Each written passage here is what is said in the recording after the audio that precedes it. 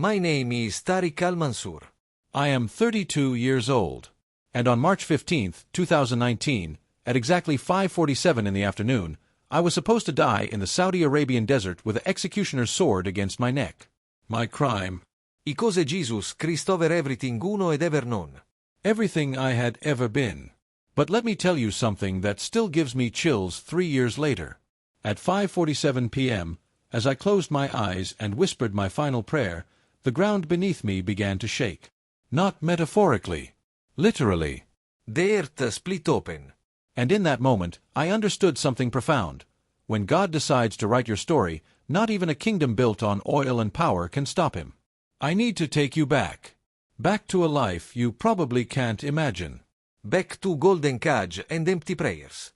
Back to the moment when everything uno thought uno knew about God shattered like glass. I was born into the Al-Mansour branch of Saudi royalty. Not the direct line to the throne, but close enough that my life was never truly mine. From the moment I took my first breath in King Faisal Specialist Hospital in Riyadh, my path was carved in stone by generations of expectation, tradition, and blood. Picture this, a childhood split between a 47-room palace in Riyadh with floors of Italian marble so polished you could see your reflection, and a summer estate in Jeddah where the Red Sea glittered like scattered diamonds outside floor-to-ceiling windows. I had tutors from Cambridge teaching me English before I was 6. I had drivers, guards, servants who knew my preferences better than I knew them myself. Every morning at 4:30 a.m., without fail, I would wake for far prayer. The call to prayer echoed through our palace halls, and I would perform wudu, the ritual washing of hands, face, arms, and feet that Muslims must complete before each of the 5 daily prayers. The water was always cold, even in summer.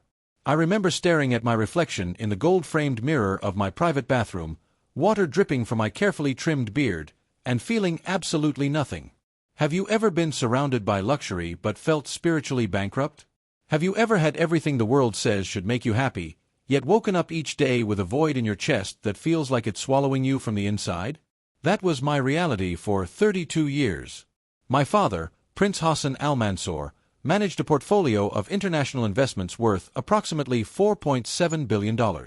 When I turned 25, fresh from earning my master's in economics from Oxford, he placed me in charge of our family's European operations. "You will represent the Al-Mansour name in London," he told me, his hand heavy on my shoulder. "You carry the honor of our bloodline. You carry the dignity of the kingdom. Do not forget what you are." What I was. Not who. What. I moved to London in 2015. A penthouse apartment in Knightsbridge overlooking Hyde Park. Offices in Canary Wharf with views that stretched across the Thames. My days were filled with meetings with investment analysts, conference calls with Dubai and Singapore, negotiations over oil futures and real estate portfolios. My nights were supposed to be filled with prayers. 5 times a day, every day, I would stop whatever I was doing. I would face Mecca. I would prostrate myself. I would recite the words I had memorized as a child, Allahu Akbar. Subhana Rabbi Al-Ala. God is greatest. Glory to my Lord, the Most High. But my soul remained silent. I was meticulous about my faith. I observed every Ramadan fast from sunrise to sunset for 30 days straight. I gave zakat, the mandatory charity that every wealthy Muslim must pay. I had performed the Hajj pilgrimage to Mecca when I was 21, walking 7 times around the Kaaba with 2 million other Muslims, praying desperately for some sense of connection, some feeling of the divine presence I was promised would overwhelm me. Nothing. Just heat. Just crowds. Just exhaustion. In November 2016, everything began to crack. My younger brother, Samir, was killed in a car accident on the Makkah-Jeddah highway. He was 28 years old. Driving too fast in his Lamborghini, they said. Died instantly when he hit a barrier at 140 miles per hour. I flew back to Riyadh for his funeral. I watched my mother, covered head to toe in black abaya, collapse beside his grave. I watched my father's face turn to stone, his jaw clenched so tight I thought his teeth would crack. And I felt rage. Not at my brother. Not at the accident. At Allah. If Allah is all-merciful, all-compassionate, all-knowing as we're taught, why? Why does a 28-year-old die on a highway? Why does a mother lose her son? Where was the mercy? Where was the divine plan everyone kept whispering about at the funeral? I didn't say these things out loud, of course. In Saudi Arabia, questioning Allah's will is not philosophical debate. It's dangerous. But the questions burned in my mind like acid. Do you know what it's like to pray 5 times a day to a God you're beginning to doubt exists? To bow your head to the ground and feel like you're talking to carpet? To fast for an entire month and feel more empty at the end than you did at the beginning? I returned to London 3 weeks after Samir's death. And I stopped praying. Not dramatically. Not in open rebellion. I just stopped. I would set my alarm for 4:30 a.m. for Fajr, and I would turn it off and go back to sleep. I would be in my office when the Dur prayer time came at noon, and I would keep working. The prayer mat in the corner of my office gathered dust. No lightning struck me. No curse befell me. Nothing happened. And somehow, that felt like the loudest answer of all. It was January 2017, during a routine investment review meeting, when I met Sarah Mitchell. She was 29, a financial analyst my firm had just hired from a London consultancy. Brilliant with numbers. Sharp in negotiations. And there was something about her that I couldn't quite identify, a quietness that wasn't weakness, a confidence that wasn't arrogance. We worked together on a real estate acquisition deal in Manchester. Late nights reviewing contracts, analyzing market projections, arguing over risk assessments. She was one of the few people in my professional life who treated me like Tariq the analyst, not Prince Tariq of the Al Mansour family. One evening in March, after we had successfully closed a £340 million deal, we stayed late at the office. The London skyline glittered below Stati Uniti through the windows. She had ordered Chinese takeaway, and we sat in my conference room eating straight from the containers. "Can I ask you something personal?" she said, setting down her chopsticks. I tensed immediately. Personal questions from colleagues usually led to inappropriate places. "You seem sad," she continued, her blue eyes meeting mine directly. "Successful. Professional. Brilliant at what you do. But sad. Like you're searching for something." My first instinct was to deflect. To put up the wall I had perfected over years of public life. But something about the genuine concern in her voice cracked my defenses. "My brother died 4 months ago," I said quietly. "And you don't know what he believe anymore." She nodded slowly. Then she said something that changed my life. "I lost my father to cancer 2 years ago. And the only thing that kept me from drowning was knowing he wasn't really gone. That death isn't the end. That there's someone who conquered death and promises we'll see our loved ones again." "You're talking about Jesus," I said. "I am." I should have ended the conversation there. I should have stood up, thanked her for her work, and maintained professional distance. But instead, I heard myself ask, "Do you really believe that?" "That Jesus rose from the dead." "With everything in me," she said. "And not because I was raised to believe it or because it's tradition. But because I've experienced him personally. He's not distant, Tariq. He's present. He speaks. He heals. He loves in a way that's so specific and personal it breaks you open." We talked for 2 more hours that night. She told me about her faith journey, about losing her father, about the peace she found in prayer, not ritualistic prayer, but conversation. Actual conversation with God as if he were in the room. It sounded insane. It sounded wonderful. 3 weeks later, she came to my office and placed a book on my desk. Small. Black leather cover. Gold lettering, Arabic-English Holy Bible. "Just read the Gospel of John," she said. "First 4 chapters. If it does nothing for you, give it back and we never speak of this again.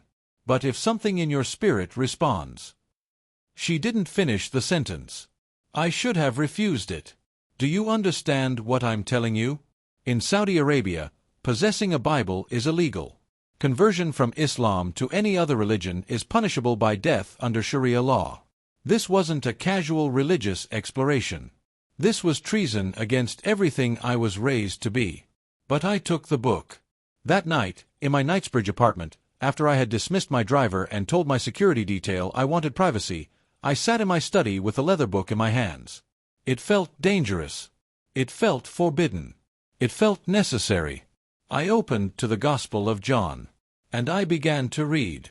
In the beginning was the Word, and the Word was with God, and the Word was God. The Arabic flowed beautifully, poetic, powerful. But it was chapter 1, verse 14 that stopped me cold. The Word became flesh and made his dwelling among us. We have seen his glory, the glory of the one and only Son, who came from the Father, full of grace and truth. God became flesh. God dwelled among us. God with skin and hands and a voice. This was nothing like what I had been taught. Allah in Islam is transcendent, utterly separate, unknowable in his essence. We serve him from a distance. We obey his law. But we do not know him. But this Jesus came down. I read for 3 hours that first night. I read about Jesus turning water into wine at a wedding. About him talking to a Samaritan woman at a well, a woman who was an outcast, yet he spoke to her with dignity and offered her living water. About him healing an official's son from miles away with just a word. And then I got to John 3 verse 16, and I had to stop reading because my hands were shaking. For God so loved the world that he gave his one and only Son, that whoever believes in him shall not perish but have eternal life. Whoever. Not just Jews. Not just Christians. Not just Arabs or Europeans or the wealthy or the righteous. Whoever. That meant me. A Saudi prince who had spent 32 years praying to a distant God who never answered. That meant Samir, my dead brother. That meant my mother in her grief. That meant Sarah with her quiet faith. Whoever. I closed the book. I sat in silence in my leather chair, staring out at the London lights, and for the first time since Samir died, I cried. Not polite tears. Not controlled grief. He wept like a child. Great, heaving sobs that came from somewhere so deep I didn't know it existed. He cried for my brother. He cried for the emptiness of 32 years. I cried for every prayer I had prayed to a God I couldn't feel. And then I did something I had never done in my entire life. He prayed in my own words. Not in Arabic. Not in memorized formulas. In English, my second language, because somehow that felt safer. Less formal. More real. Jesus, I whispered into the darkness of my study, if you're real, if you really rose from the dead, if you really love whoever, I need you to show me. Because I'm drowning. I have everything and I have nothing. Please. If you're there, answer me. Nothing happened. No angels appeared. No audible voice. No shaking of the room. Just silence. I went to bed disappointed. Feeling foolish. Feeling like I had been grasping at desperate hope. But that night, I had a dream. I was standing in the desert. Not the barren desert I knew from Saudi Arabia, but a desert filled with light, golden, warm light that seemed to come from everywhere and nowhere. And in front of me stood a man. He wore white robes that were somehow brighter than the light around us. His face was kind. His eyes, I can't describe his eyes. They were dark and deep and full of something I had never seen in anyone's eyes before. Complete, unconditional love. He looked at me, and he smiled. And then he spoke, in perfect Arabic, in a voice that resonated in my chest like a bell. Tariq, ya ibn al-Habib. Ana arifak bil yaseh. Tariq, my beloved son. I know you by name. He extended his hand toward me. I saw the scar in his palm. A wound that had healed but left its mark. Tal, he said. Come? I tried to speak. I tried to ask who he was, though I already knew. But before I could form words, he said. Ana. I am the way, the truth, and the life. The same words I had read hours before in John 14 verse 6. I woke up at 3:33 a.m. I remember the exact time because I grabbed my phone in panic, my heart racing, my body covered in sweat. The dream had been so vivid, so real, that I could still see his face when I closed my eyes. I stumbled out of bed to my bathroom. I turned on the cold water and splashed my face again and again, trying to ground myself in reality. But when I looked up at my reflection in the mirror, something had changed. The emptiness was gone. For the first time in my memory, I felt full. Have you ever been so desperate for something that when it finally comes, you don't trust it? Have you ever wanted something so badly that getting it feels dangerous? I stood there, water dripping from my face, and I started laughing. Then crying. Then laughing again. My British neighbors probably thought I had lost my mind at 3:30 in the morning. Maybe I had. Or maybe I had finally found it. I went back to my study.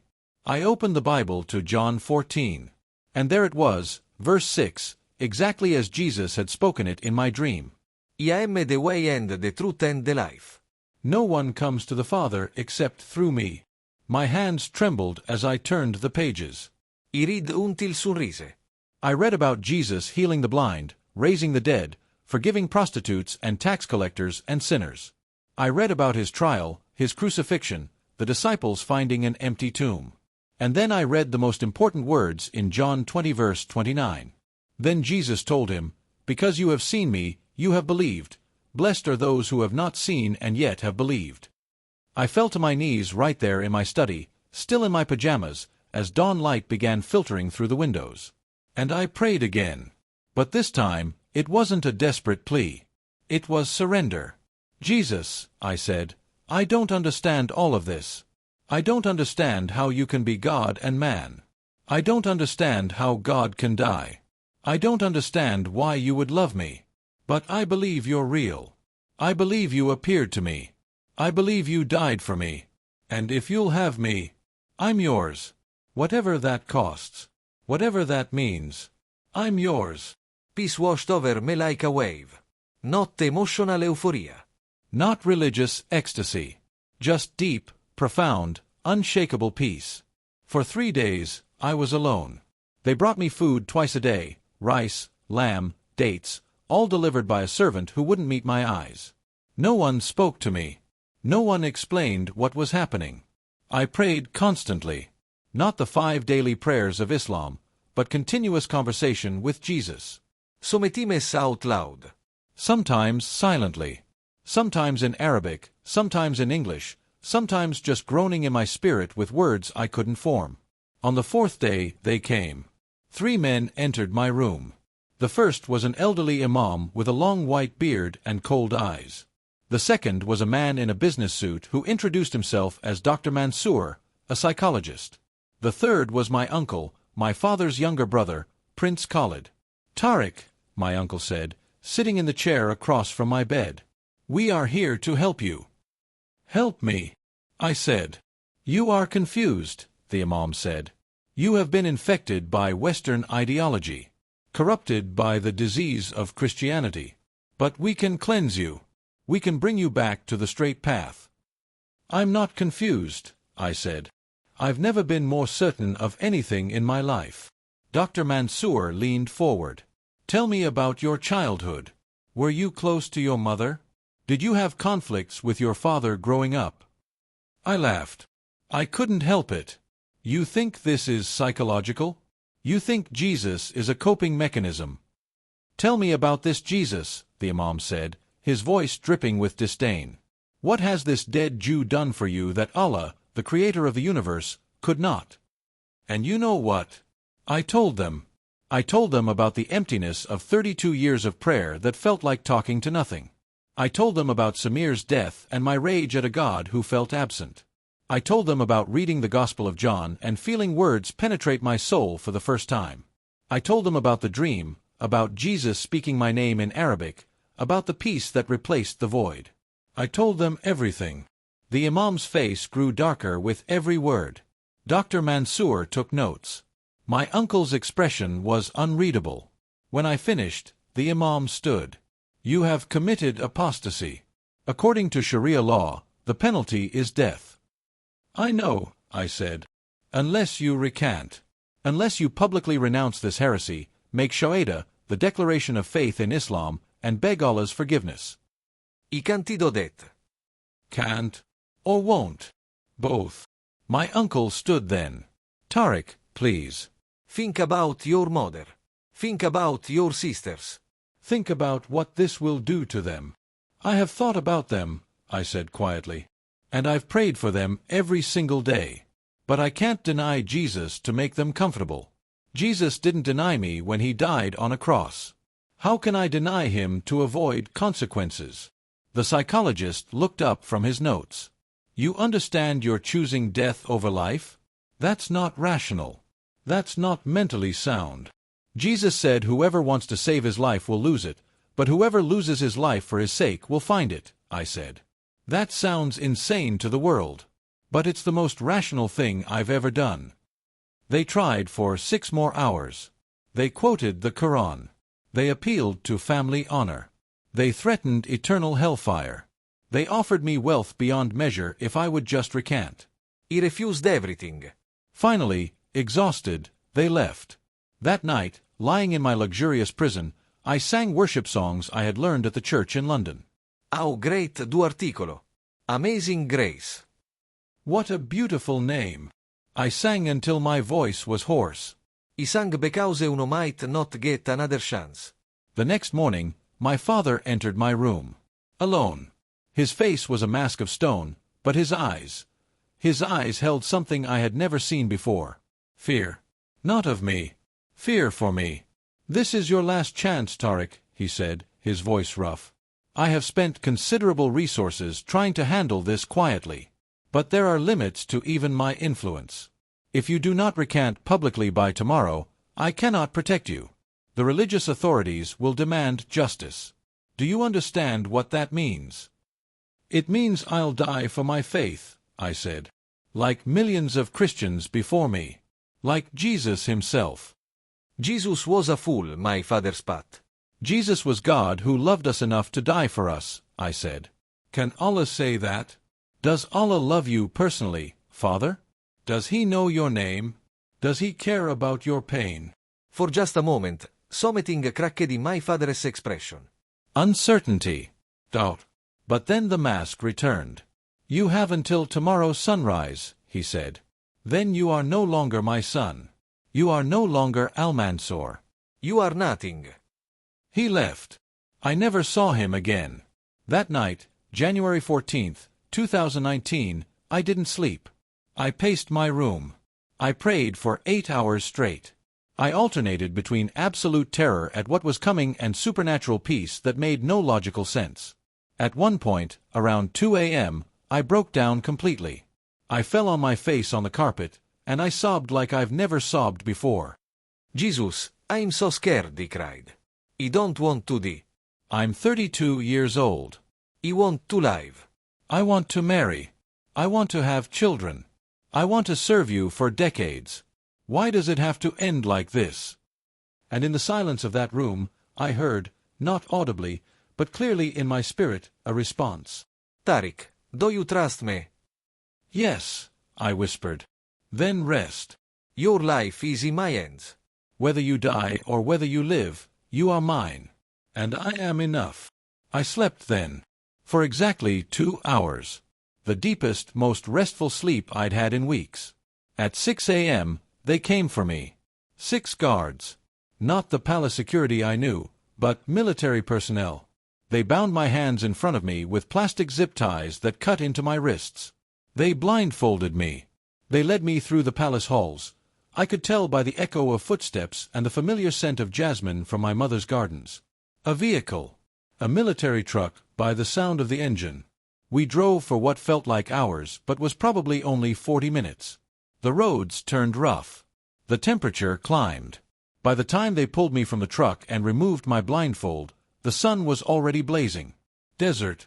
Endless sand in every direction. Not the beautiful rolling dunes you see in photographs. This was harsh, barren desert. Rocky ground mixed with coarse sand. No vegetation. No life. And in front of me, a wooden post driven into the ground. I'm not going to describe everything they did over the next 12 hours. Some things are too dark. Some things I've chosen to leave in that desert with Jesus.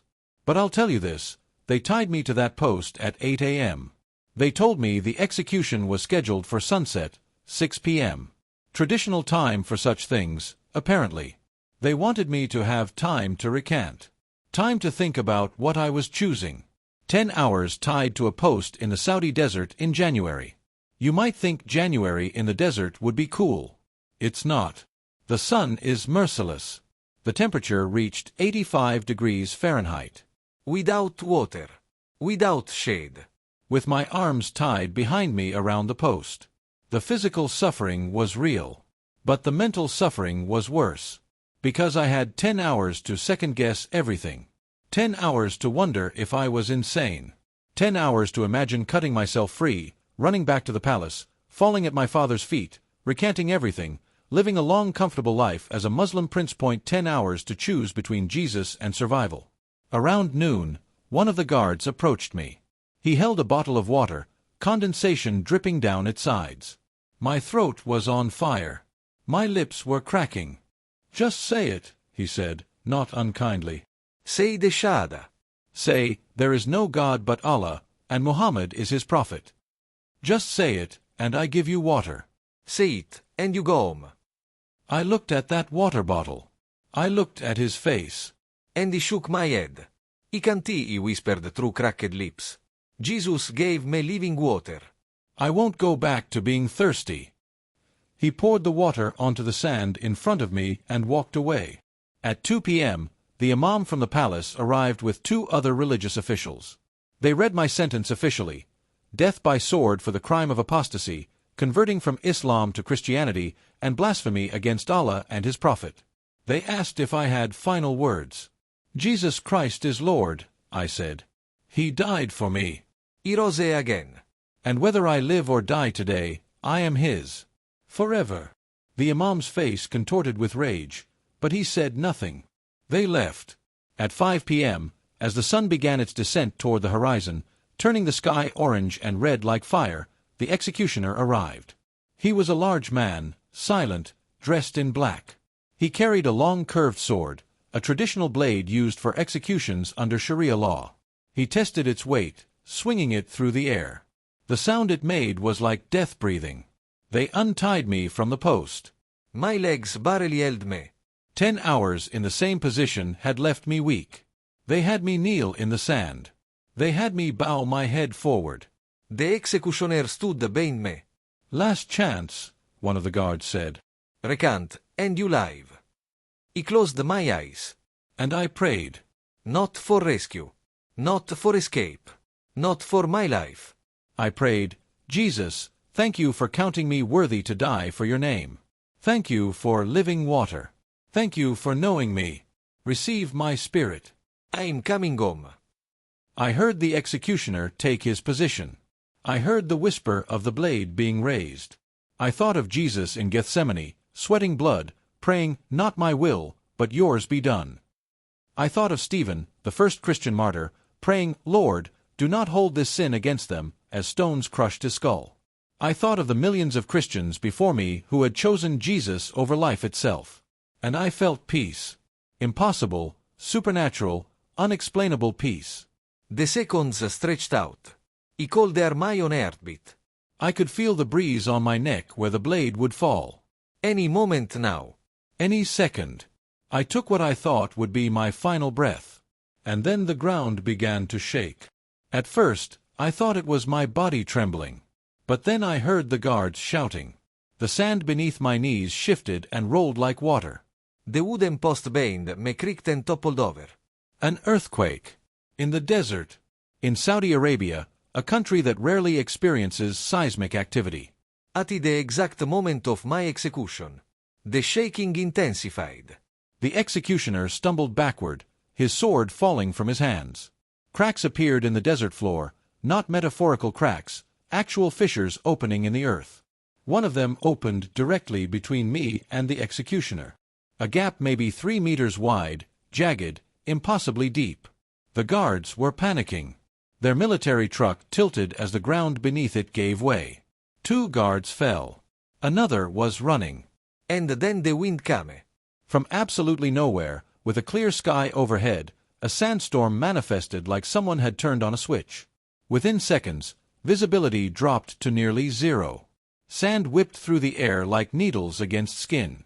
In the chaos, the plastic zip ties binding my wrists snapped. Not loosened. Snapped. The stress of my position combined with the shaking just broke them. And in the midst of the howling wind and the shaking earth, I heard a voice. Not in my head. Not in my spirit. Audible. Clear. In Arabic. Qum. Ana fatatu atitarik. Rise. Run. I have opened the way. I didn't question it. I didn't pause. I got to my feet, my legs screaming in protest, and I ran. Blind. Into a sandstorm. Into the desert. No idea which direction. No idea if I was running toward the guards or away from them. Just running because the voice told me to run. I ran for what felt like hours but was probably only 40 minutes. My feet were bare. They had taken my shoes. The rocky sand tore them to ribbons. My throat was on fire. My lungs burned. My vision blurred. But I kept running. And then, through the storm, I saw lights. Vehicles. A small convoy of trucks parked in what appeared to be a makeshift camp. Bedouins, I realized, nomadic Arab tribes who still travel the desert. I stumbled toward them, barely conscious, falling to my knees at the edge of their camp. An elderly man emerged from one of the tents. His face was weathered like ancient leather, his beard white and long. He looked down at me, covered in blood from my torn feet and wrists, barely able to speak, appearing from nowhere in the middle of a sandstorm. And you know what he said? You are the one. What? I gasped. He knelt beside me, placing his hand on my shoulder. 3 nights ago, I had a dream. A man in white clothing, brighter than the sun, came to me. He told me, on the 3rd day, travel northwest from your current camp. At sunset, you will find a man who needs your help. He is my beloved son. Protect him. I started weeping. Right there in the sand, he wept. I didn't know what it meant, the old Bedouin continued. I am a Muslim. I don't know who this man in white was. But I told my family, and we came to this place, even though there is nothing here. We arrived 2 hours ago. We were about to leave. And then the sandstorm came. And you appeared. The man in white, I said through tears, his name is Jesus. The old man's eyes widened. But he didn't reject me. He didn't turn me away. He saved me. His family hid me in one of their trucks, covered me with blankets and supplies. They traveled with me for 3 weeks, moving slowly through the desert, keeping me concealed. They asked me questions. About Jesus. About Christianity. About why I would risk death for my faith. I told them everything. I don't know if they believed. I don't know if my testimony changed them. But they saw something that night that they couldn't explain. A man who should be dead, saved by an earthquake and a sandstorm that came from nowhere, guided by a dream from a man in white. They eventually smuggled me to Jordan. From Jordan, I flew to Cyprus using a fake passport they helped me obtain. From Cyprus, I flew to London. Sara met me at Heathrow Airport. I'll never forget the look on her face when she saw me. She fell to her knees right there in the arrivals terminal and thanked Jesus out loud. I couldn't stay in the UK, too close to Saudi reach, too many diplomatic connections. With help from an underground network of Christians who help persecuted converts, I applied for refugee status in Canada. They granted it in 2020. I live there now. I legally changed my name for protection. I can't tell you what it is.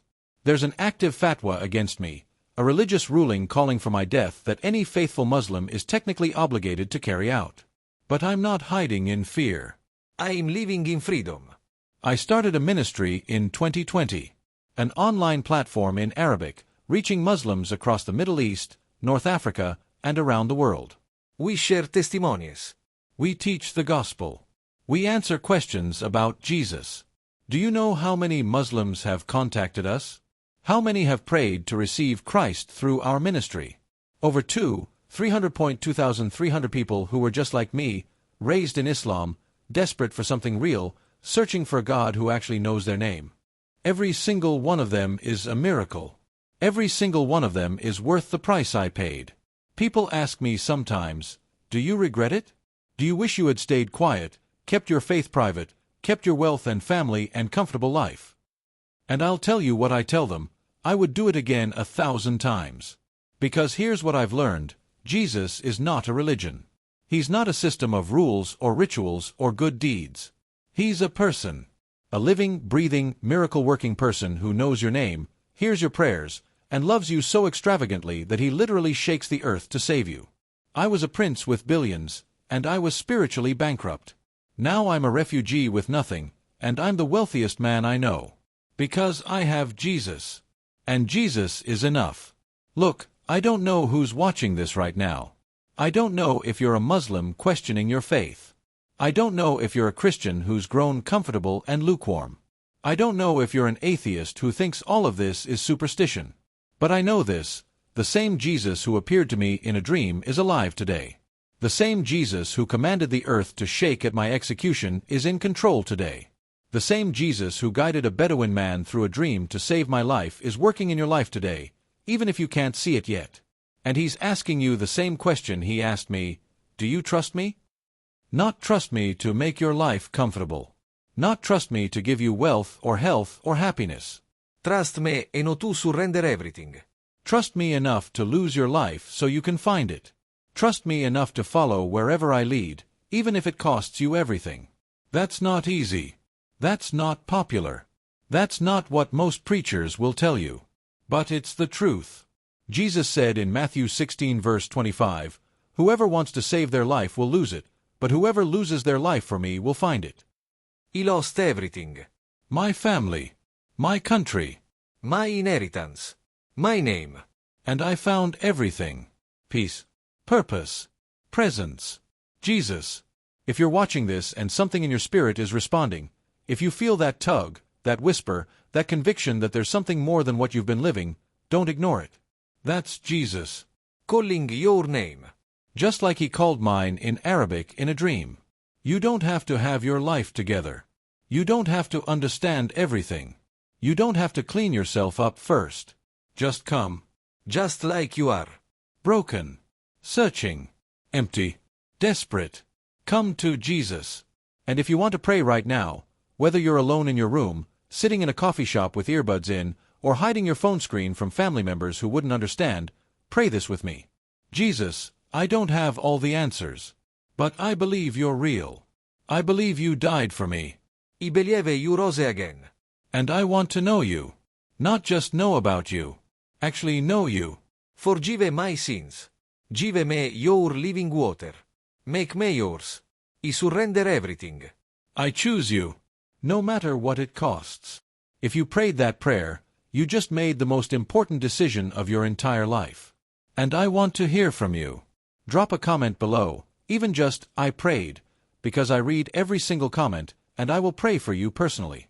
And if this testimony touched you, encouraged you, challenged you, do me a favor, share it. Share it with someone who needs to hear that Jesus is real. Share it with someone who's questioning their faith.